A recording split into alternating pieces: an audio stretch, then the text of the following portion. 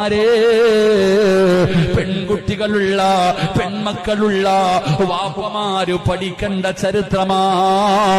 ഒരു വാപ്പയാരാണെന്നറിയോ? ഒരു വാപ്പ എങ്ങനെയായിരിക്കണമെന്നറിയോ? എടുത്ത് ചാടാൻ പാടില്ല, വാശി കാണിക്കാൻ പാടില്ല. ഒരു വാപ്പ ബോധമുള്ള മനുഷ്യനാകണം, ക്ഷമയുള്ള മനുഷ്യനാകണം.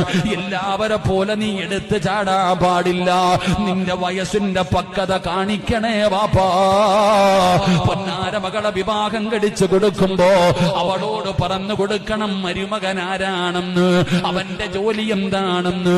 ഇവിടത്തെ പോലെ സൗകര്യമുണ്ടാകണമെന്നില്ല, ഇവിടത്തെ പോലെ ഭക്ഷണം ഉണ്ടാകണമെന്നില്ല. പടച്ചവനെ എല്ലാം തന്റെ പൊന്നാര മകൾക്ക് പറഞ്ഞു കൊടുക്കണം.